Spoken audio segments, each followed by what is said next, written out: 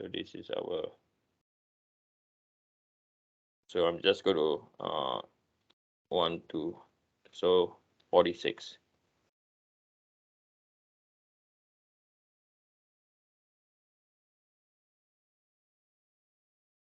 So it's about here, and I'm going to draw the other side.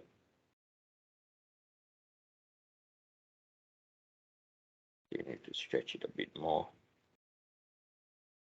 No, this is too much. Okay, it's about here. Right.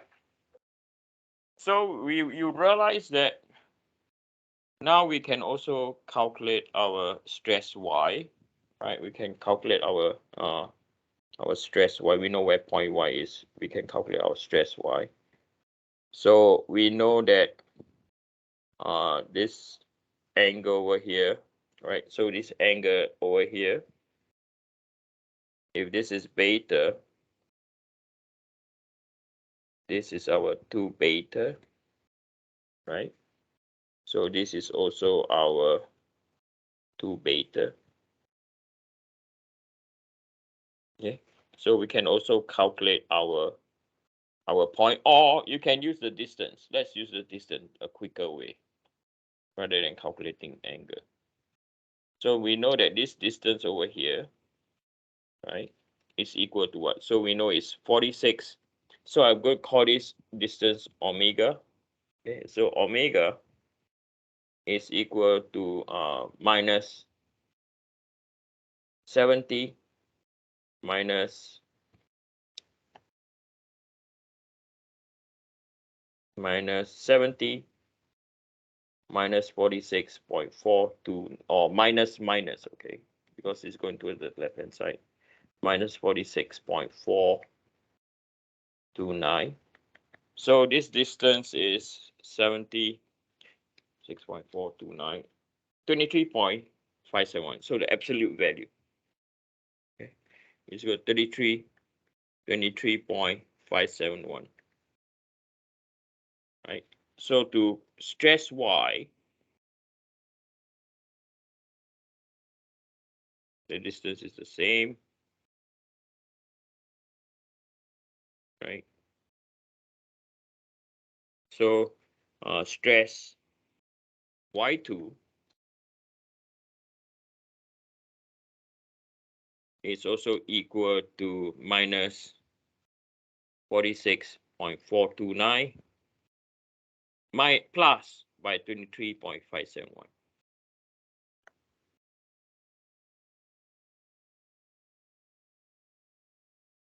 So this is equal to minus 46.429 plus 23.571 is equal to minus 22.858. Let me do it again. Minus 70 plus 46.429, 23.575. That's correct. So 46.429 minus by 23.571 is equal to 22.85.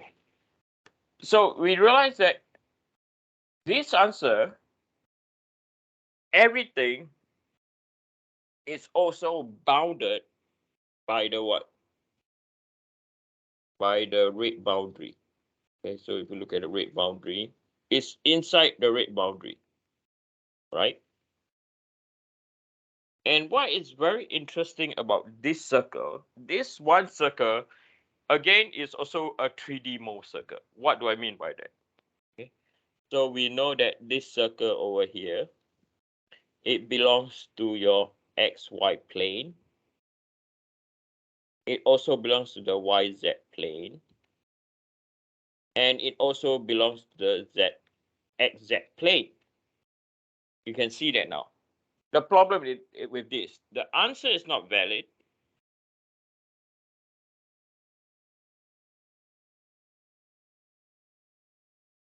Right? Why? Because tau max is not equal to 75 megapascal. Right? You cannot construct any more circle already. They're all in there. So i.e., this point over here, this is your stress A, and this point over here is your stress B. And if you were to calculate your maximum shear stress, right? If we were to determine your maximum shear stress, this is the height, this is the position of your maximum shear stress. And we know that the maximum shear stress is equal to what?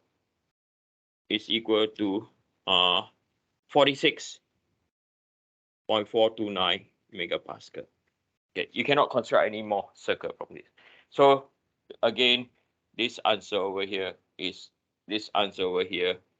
not valid. Okay, so if you look at the solution manual, they did not do this. Okay, just say they only calculate the minus 130. Sorry, the minus 130 over, and we know the minus 130, like what we had, this is the only one that is the correct answer for the other stress wide value. Okay, so this is where we integrate what? We integrate our 3D Mohr circle, right, with mechanical yield strength. Okay, so the next thing that we're going to do now, okay, is to why I have to teach you 3D Mohr circle is because now, okay, then we can design of transmission shaft. Okay, so if we are going to look into the design now, we are going to go into the design. Okay,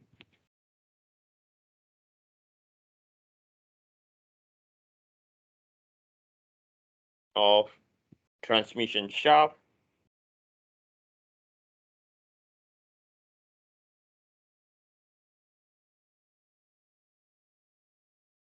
using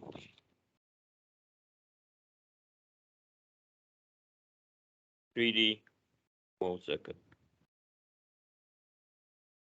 Now, why I do the design of transmission shaft last? There are two reasons. Okay, so this is because the transmission shaft usually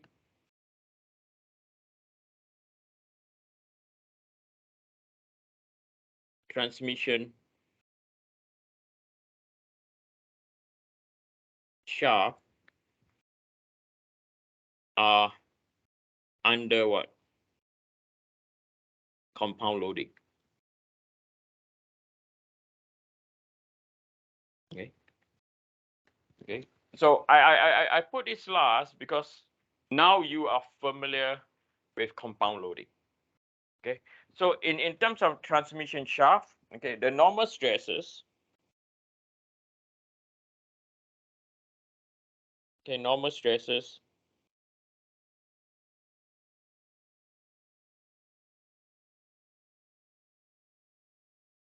are usually induced by bending moment only and the shearing stress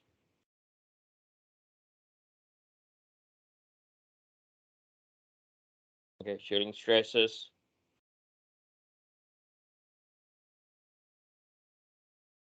are induced by torque. Okay, and take note in designing of transmission shaft. Okay, in designing of transmission shaft, okay, this is important. Shearing stress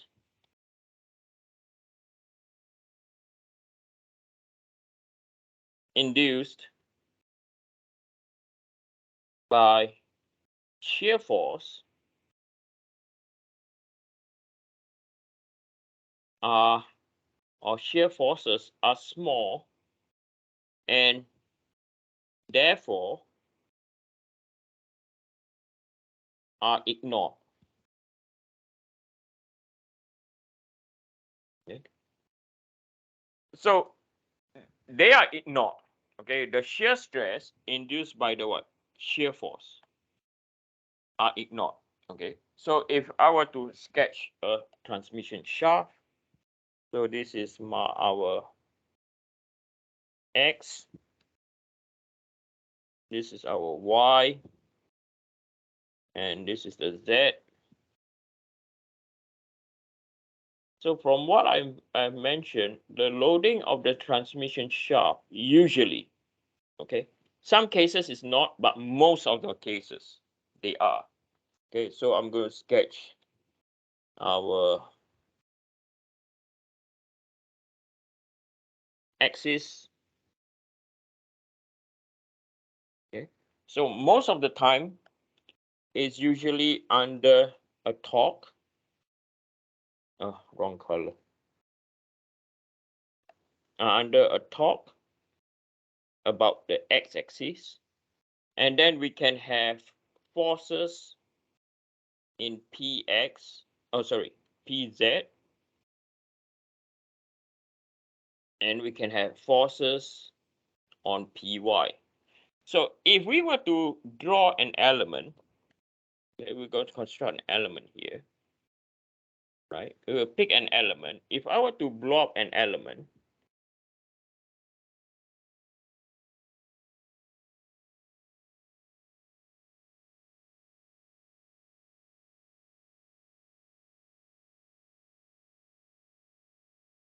okay, we were to blow up an element, what you realize that the element will be under stresses in the what? X direction. And depending on how the torque is applied, you are also going to see a shear, right? You're also going to see a shear. And this shear is shear X about the y-axis. Okay. So what you see down here is a 3D element. Okay. So in a shaft, what we usually have is stress X or stress Y is equal to stress Z. The normal stresses are 0. Stress X is not equal to 0. The shear XY is equal to shear YX. Again, it's not equal to 0. However, the shear XZ is equal to the shear ZX, which is equal to 0. And the shear X or YZ